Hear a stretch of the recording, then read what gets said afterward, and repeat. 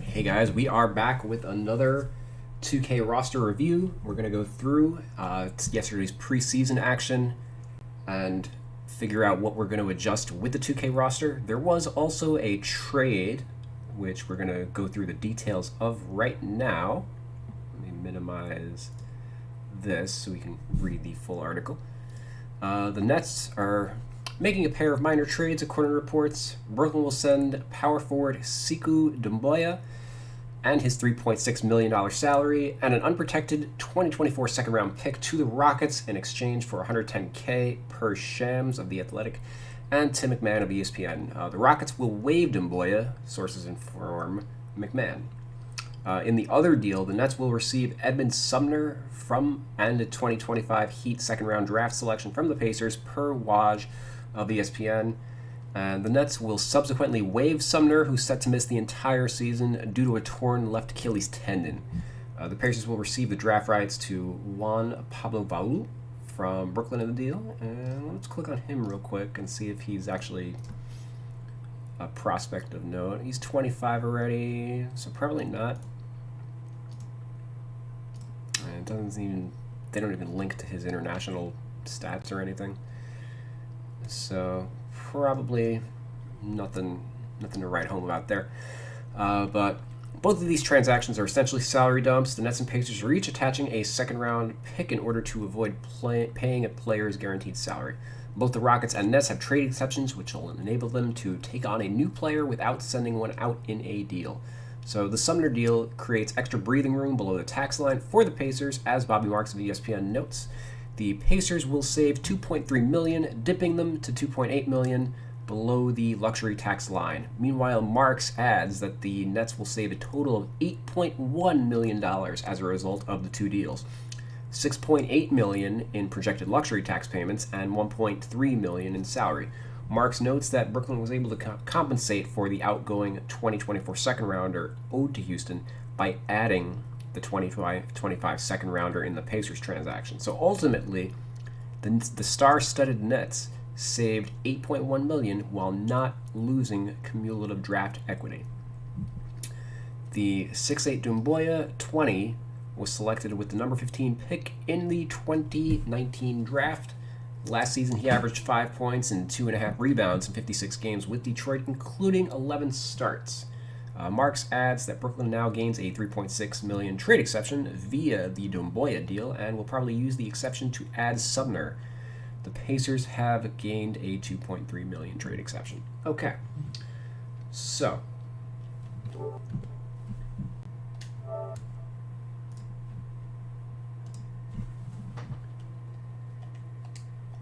let's head on over to the Brooklyn Nets. As realistic, so we're just cutting a bunch of players. Sekou Doumbouya, who I didn't really expect to make the team, given the depth of the Nets. They've got 3 other power forwards ahead of him. He's very raw. Didn't really do much in his first 2 seasons with Detroit. As you can see, his field goal percentage is way too low for a power forward. Doesn't really stretch the floor either, so he just needs some seasoning in the G League. And as a 15th pick, he was a lottery pick, right? Math is hard. Or no, only 14 picks are lottery. So he was just outside the lottery, but yeah, to see him cut after only 2 years, not a great sign for his career, obviously. And I think he's the first player from the class to get cut. We can check that real quick. Let's head to draft 2019.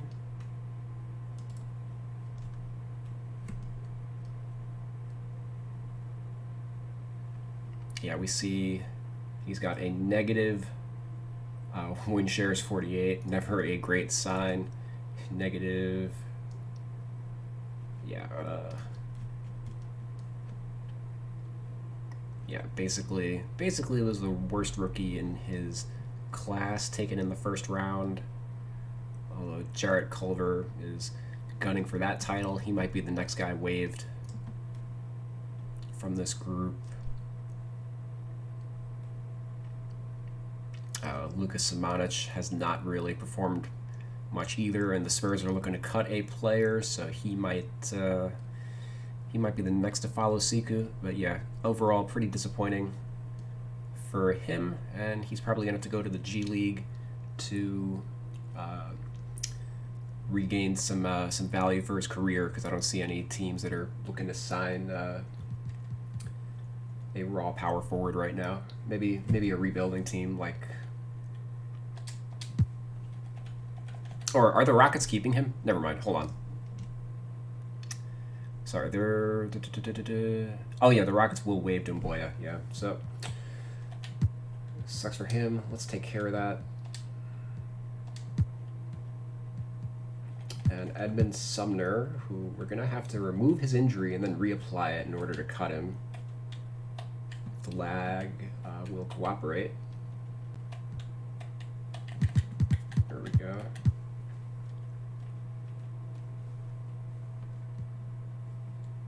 If my controller will stay connected, rather. What the hell?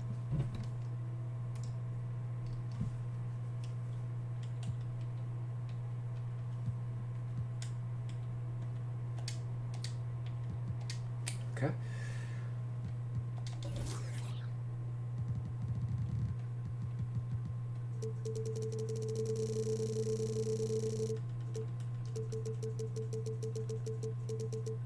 So obviously not the greatest news for Sumner either. Probably not unexpected. The Pacers seem to like him, so once he's healthy, they'll probably give him a training camp deal or something to prove that he's still able to contribute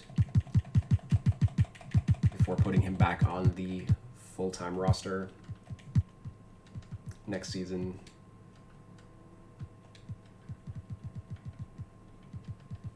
We will go ahead and re-injure him.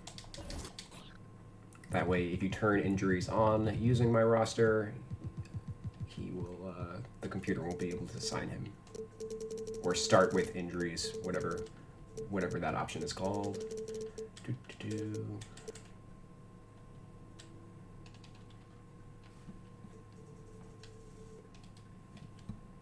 My controller is not staying connected for some reason.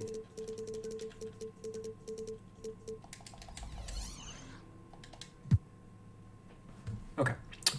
And in a subsequent move, the Rockets have officially waived wing Kyrie Thomas.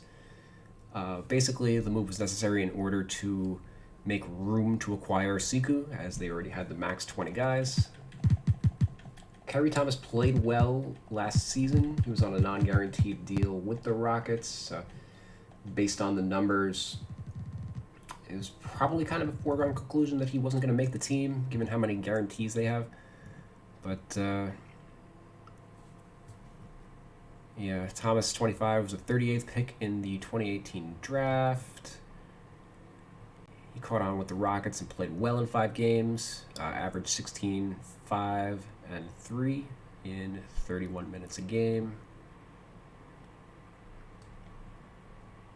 So yeah, maybe they re-sign him to the same deal once Doumbouya clears waivers, as they'll have the 20th roster spot open to them again, but maybe not, as they are loaded at guard anyway. Whoa, do not do that. Release. Release.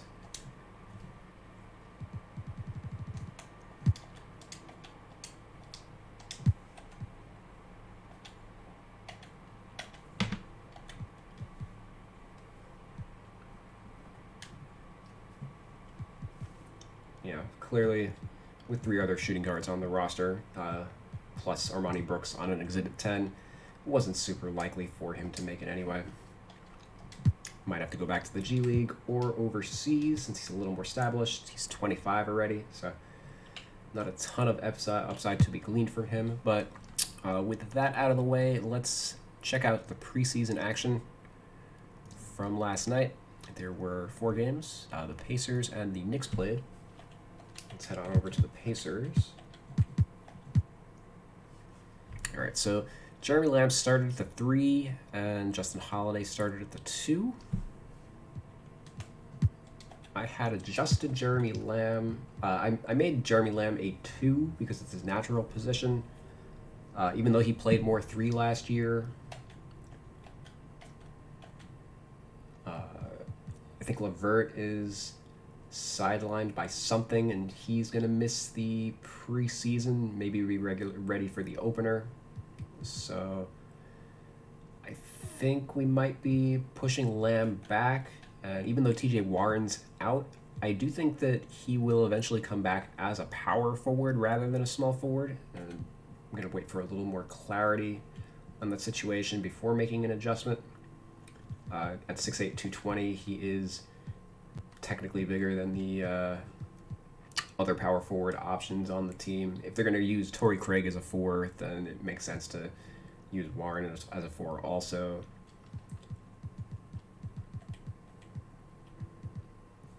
But Chris Duarte, he had a solid debut with 15 points, 5 assists, 5 of 11 shooting, 2 of 6 on threes. Torrey Craig played the 4, Isaiah Jackson the 5, Brissett the 3, McConnell the 1, Duarte the 2. So that looks to be their second unit this year. Although Goga probably will play over Jackson once the games start counting. And the guys all fighting to make the team kind of got some token minutes. Otherwise, nothing really to report here. Aside from maybe we're going to change Lamb's position. We'll see. Let's head over to the Knicks, who won this game pretty handily, so I expect their box score numbers will be a little more noteworthy. Julius Randle had 20 points, 9 rebounds, and only 2 assists in 30 minutes. He shot 7 of 14 and 2 of 5. The 2 assists are notable because last year he was operating as a point forward, and this year they acquired Kemba Walker. And they have a full season of Derrick Rose, so I kind of expect that they'll be a little more traditional than usual and be running things through the point guard rather than having Randle try to create everything himself, as we saw during the playoffs, that he was a little... That works in the regular season, but he got taxed a little bit. Had to do too much, I think, and this should help his scoring efficiency if he doesn't have to do it that is so much off the dribble. So, but otherwise a solid debut for Kemba. And between him and Rose, they combined for 20 points, 7 rebounds, and 7 assists.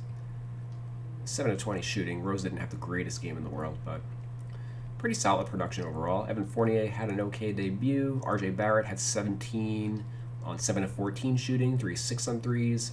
Keep an eye on his long-range shooting because that's essentially what he needs to improve on to take the next jump, as he's not going to be asked to be like a primary creator or anything with Kemba and now even Fournier and Randle around. He's like the 3rd or 4th option on this team, so they just need him to boost his efficiency. Jericho Sims, he played a ton as Taj Gibson started and had a solid line. He can still play. With Robinson and Nerlens Noel sidelined, looks like Sims played half the game. He's on a 2-way deal, so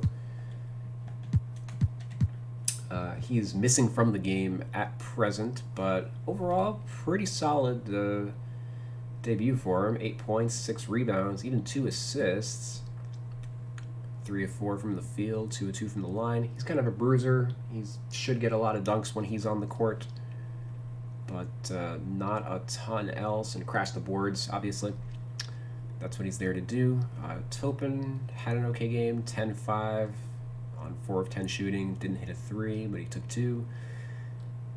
10 points in 14 minutes is probably what they're hoping for out of him this year. He's not going to have...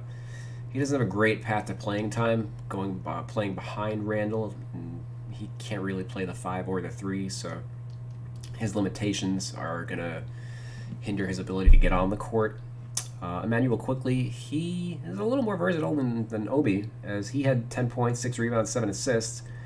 I saw like some blurbs that he might be running point guard this year, but no.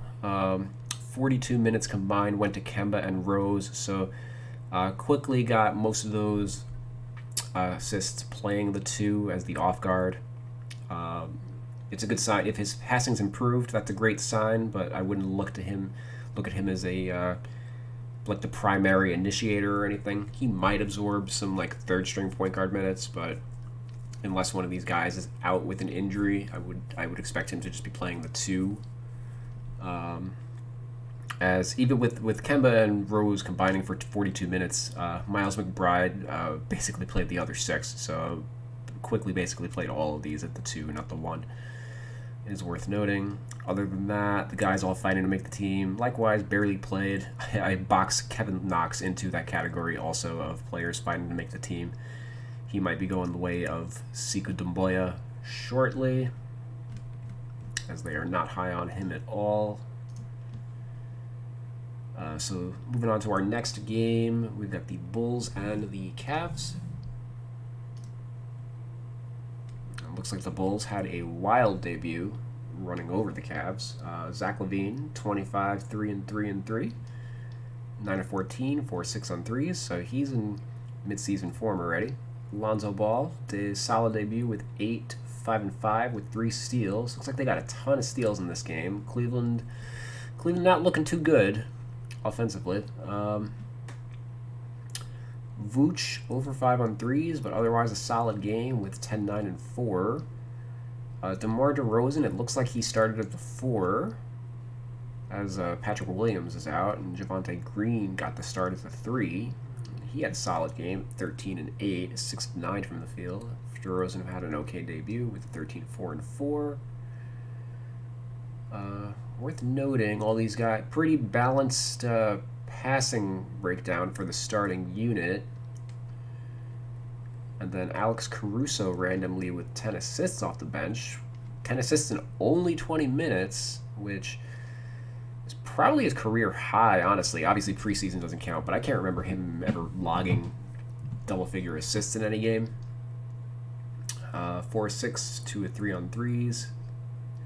10 points, 10 assists. Yeah, if he double-doubled off the bench with any type of frequency, like the Bulls would be very happy. Troy Brown, 13 points.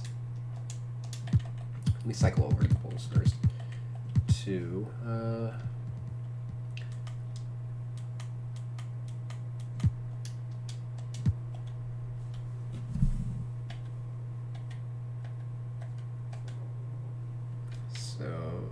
Javonte Green started at the 2? Or at the 3. He started at the 3, so I might be sliding him up. He is really more of a 3 than a 2.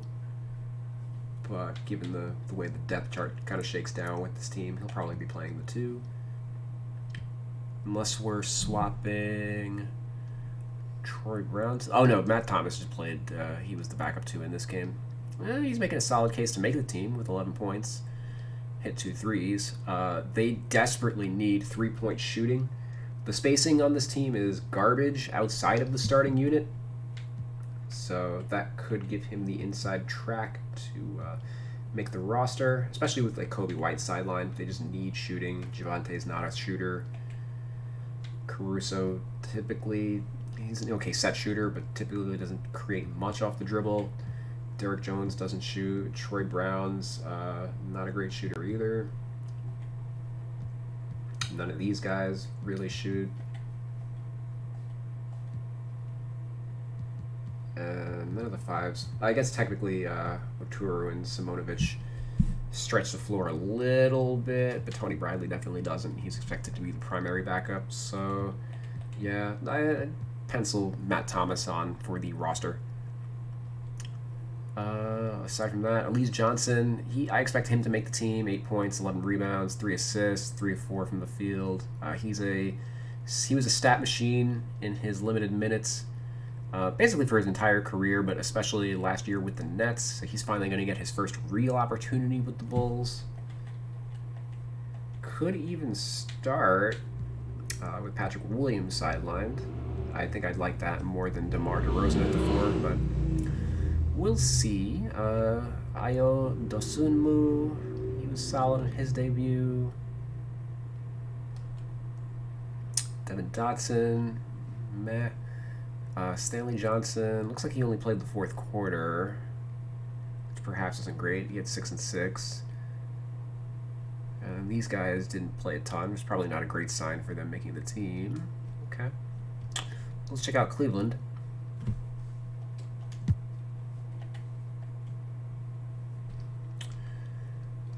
Jarrett Allen, 8 and 10. Mobley got the start at the 4. Interesting. 10 points, 8 rebounds. Alcaro, 2-2-2. Sexton, 14. Garland, 8. Sexton, 5 turnovers. It's probably where a bunch of those steals came from. Ricky Rubio, 10, 5, and 6 off the bench.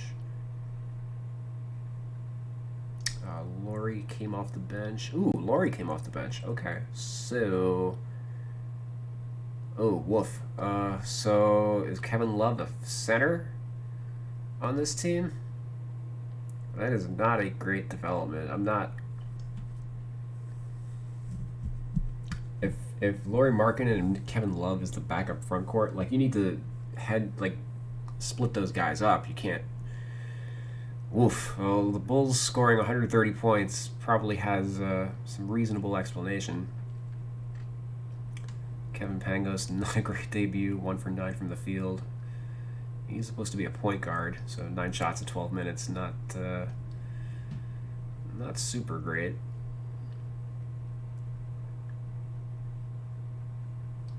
But okay. And Love for his part. Hey, he at least hit 2 threes. Wow.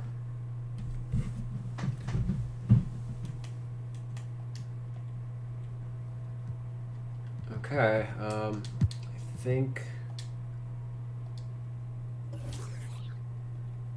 Well, before I do this, hold on. Let's check out the play-by-play so we can who subbed. Markkanen for Mobley. Okay, so, yeah. Laurie's the 4, and... Love for Allen. Yep, okay. Love is the 5.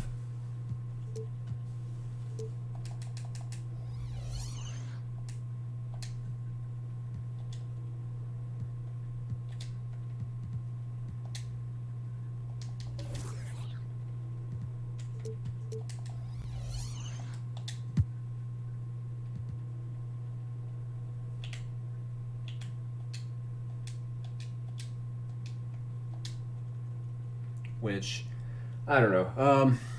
Kevin Love, I definitely don't like him as a starting 5, but maybe they can get away with him as a backup 5. Against lower quality offensive players and stuff. I'm not buying it. I would personally... continue. Well, I mean, I guess I don't buy Love as a 4 either, but and I guess maybe by starting Mobley and Jarrett Allen, you're giving yourself the best defensive starting lineup. But Mobley defensively, I feel he's more of a 5. Great shot blocker, moves his feet really well.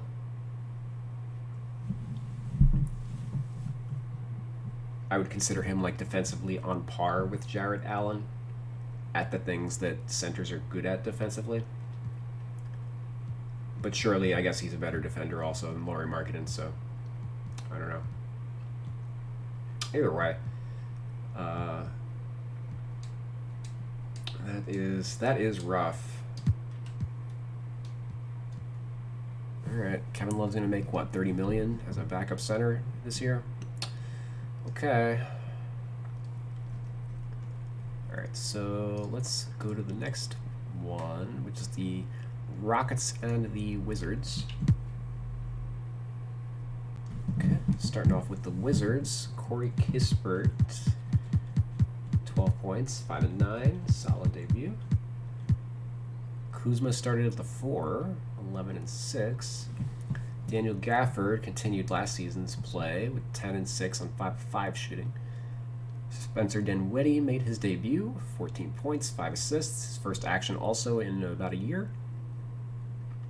Bradley Beal, 18 and 3, 6 to 12 shooting.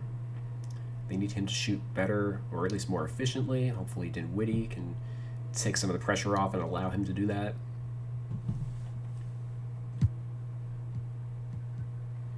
But Hashimura, it looks like, was sidelined.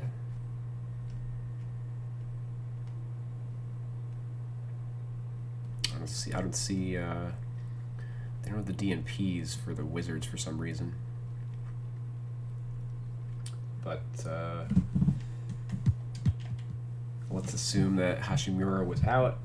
And Bertans, he came off the bench to just do his thing. Kuzma starts. Kispert. So,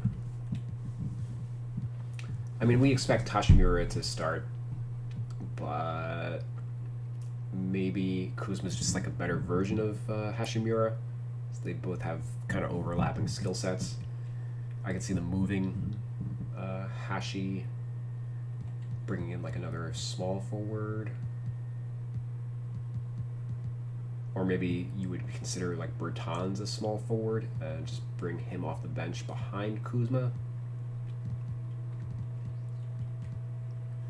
But anywho, Montrezl Harrell, 9 points, 11 rebounds. 0 for 3 for Todd. The rest of these guys don't matter. Okay, let's check out the Rockets.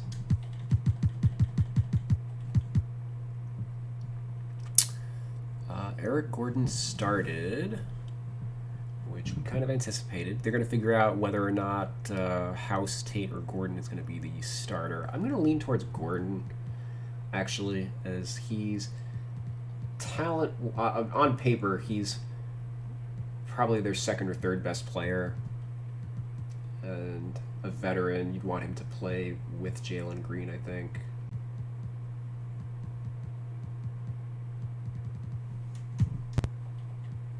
And that would open up Josh Christopher to be the backup 2. Since they're obviously going to want to play him. And then, like, honestly, if they should cut bait on one of these guys via trade during the year, put them, shuttle them to a contender. And although it is possible that we could slide Tate over to another position, maybe one of these guys slides up to like the 5, and we're considering Tate a 4 this year, because it looks like House, Tate, and Nwaba all played at the same time.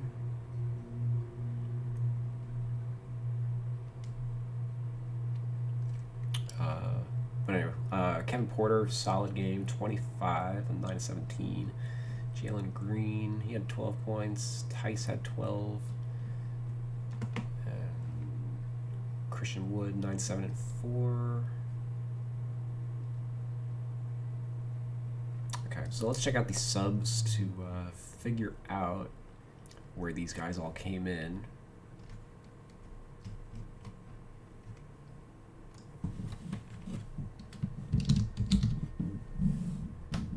All right, House for Gordon, and then Tate for Tice. So Tate comes in, Wood slides to the 5. So Tate, yeah, I think we're going to be considering him a 4 this year.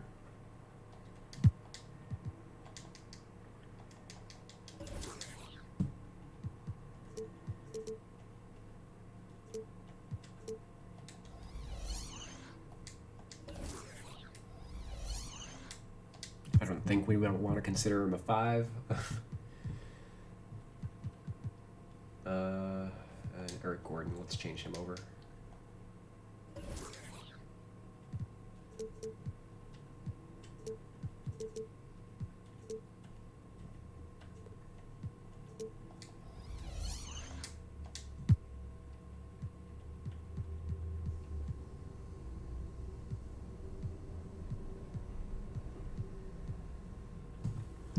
Lots of guys on the Rockets that have 3 position viability.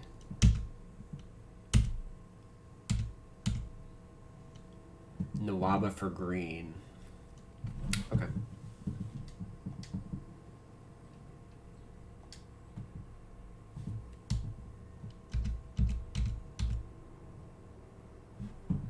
And at that point, yeah, Gordon is out of the lineup, so we're definitely considering Nwaba 2.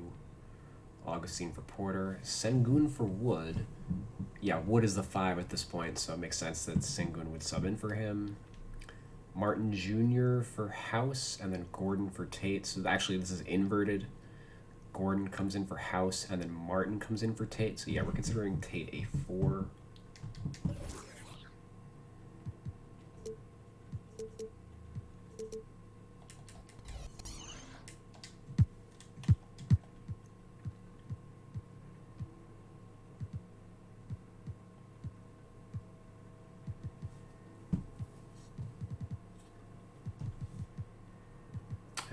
Garuba, maybe we're counting him as a 5. That would be at least my guess. Also, I thought I moved this guy to the 3.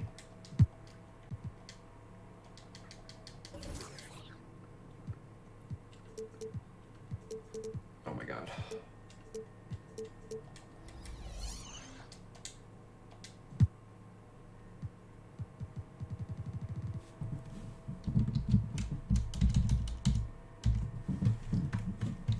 Let's find Garuba.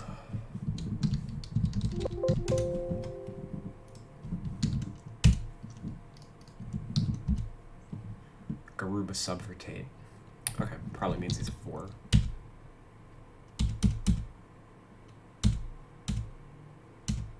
Sengun for Garuba. Or Garuba for Sengun.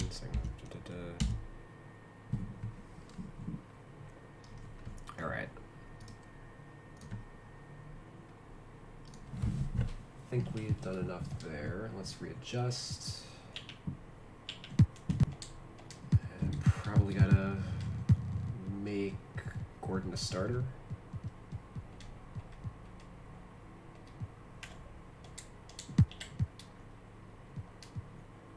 Okay. And the Milwaukee Bucks. 13 points for Grayson Allen. His debut started as DiVincenzo's still out, I think. So he could play a very big role this year. DiVincenzo hasn't been the healthiest player in his career thus far. George Hill, 0 for 5 in his return to the Bucks. Brook Lopez, fine. Thanasis started for Giannis. Whatever. Or actually, I should say Jordan Nwora probably started for Giannis. I consider Nwora a 4 and Thanasis a 3. 2K has that inverted.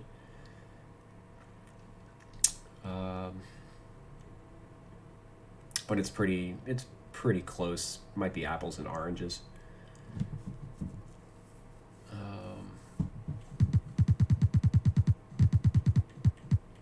Nothing else totally noteworthy here. Just the two-way guys played a ton. Justin Robinson 9 and 3. Mamu Kelashvili. Sandro Mamukelashvili. All right. 9 points, 7 rebounds, 3 assists, 4 6 from the field. Solid debut for him. I'm high on him, even though I can't pronounce his name, as he's kind of like a baby Jokic out there. And I think he will probably find his way onto a standard contract before very long.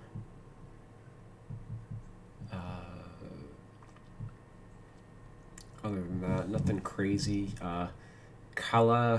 Georgios Kalitzakis? I'm done.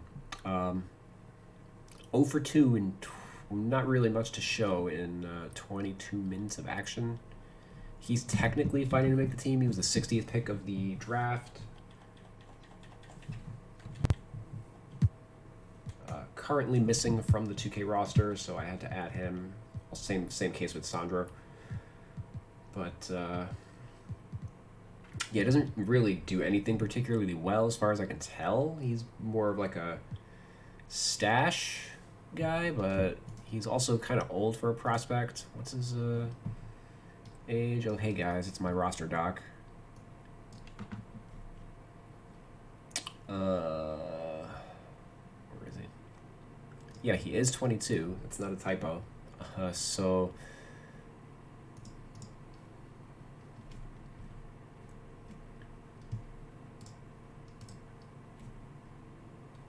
man, he's played a lot more than I thought. Averaged 1.5 points a game, or 4 points a game also between the two leagues.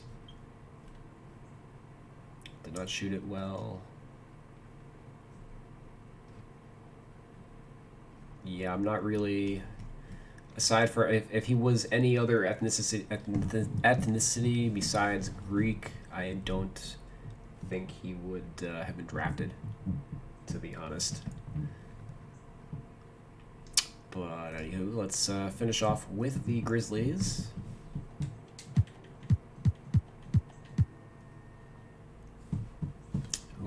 Okay, so John Morant had a phenomenal game. 27 points, 6 rebounds, 4 assists, 5 turnovers, but shot 11 of 18, hit a 3, which is okay. D'Anthony Melton started at 2, 14 points, 4 rebounds, 3 assists, 3 steals, 5 and 9, 4 6 on threes. As it looks like Brooks was out. And then Desmond Bane started. He had 10 points on 10 shots. So we're going to consider him a 3 in this lineup. However, if Dylan Brooks did start, I would consider Bane the 2 and Brooks the 3. Jaren Jackson started over Kyle Anderson. So I've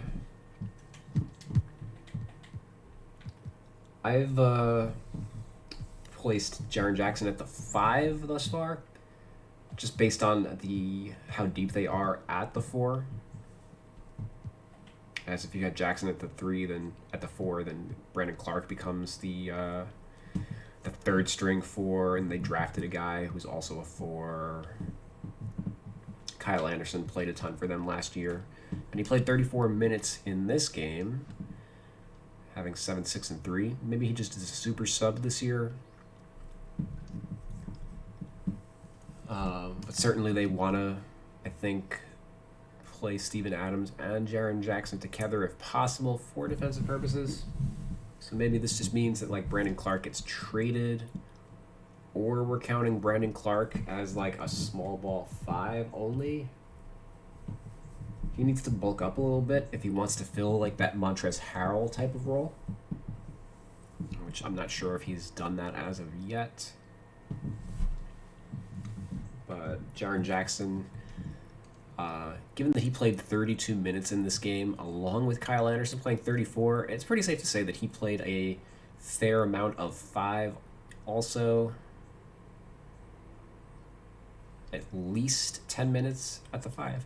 But realistically, let's say 8 minutes of Tillman at center, 22, so 30. So 18 of his minutes came at the 5.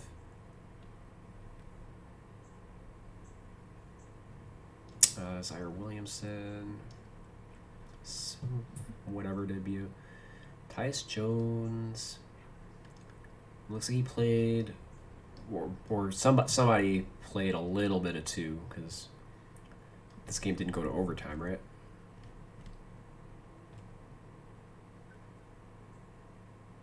Edge in game suspended after fire alarm. Oh, did they not even... how many minutes were played? That's... Okay,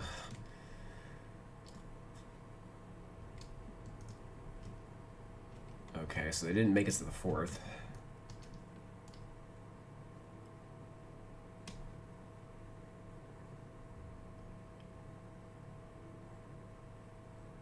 Okay, they just didn't make it to the fourth. So for those guys to even get that much playing time, 33 out of 36 minutes. I think these box score numbers are maybe prorated or something. I'm not. I highly doubt Jaren Jackson played 33 of 36 minutes in a preseason game. Maybe these are just collated improperly. Ditto with Kyle Anderson playing 34 out of 36, and then John Morant playing 20. Like these two guys, that means they shared the court a lot. I don't think it's adding up the way that it should. But be that as it may, I'm going to adjust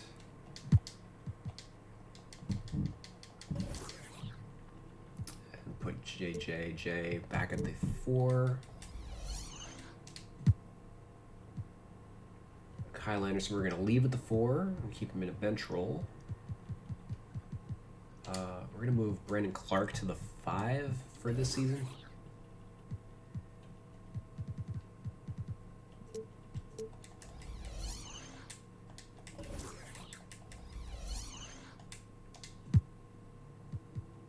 And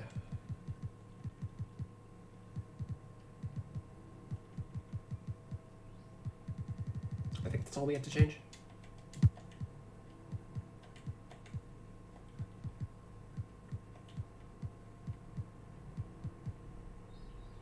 Culver did not play, right?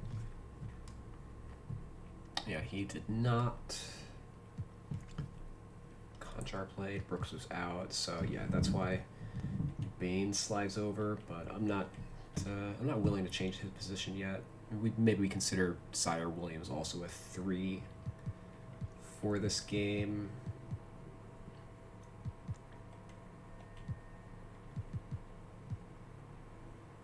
Chris Dunn didn't play either. Oh no, he played 17 minutes. Okay, so he's got a solid shot at. Whoa, so he played 7. Well, yeah, so 17 minutes for Dunn, and then 27 for Jones, and then 24 for Morant. Something's definitely not adding up.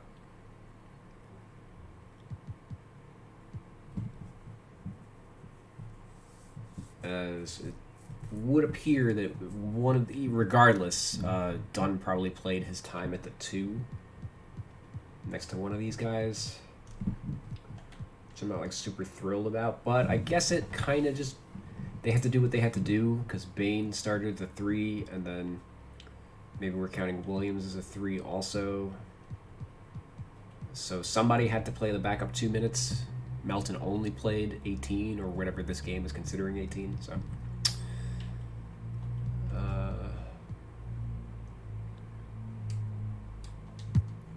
I'm gonna make this minor adjustment.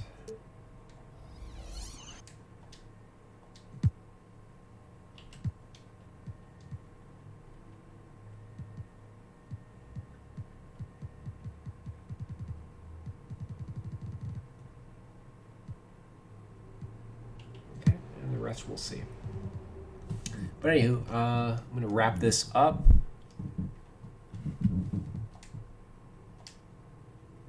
Pretty informative third day of preseason. If you want to download my roster, it is displayed on the screen there. Real2K rosters -YouTube. Available on the PS4. You can follow me on Twitter at Real2KInsider, and be sure to subscribe. This is your first time watching and you like this content. Like my videos because that helps with the algorithm, gets them seen. The more I get seen, the more time I can afford to put into content creation. As right now I'm working 6 days a week at my regular normal life job, and I would love to be able to say I'm not coming in today, I got something better to do, and that something better to do is this. So anyway, thanks guys for watching, and I'll talk to y'all tomorrow. Peace.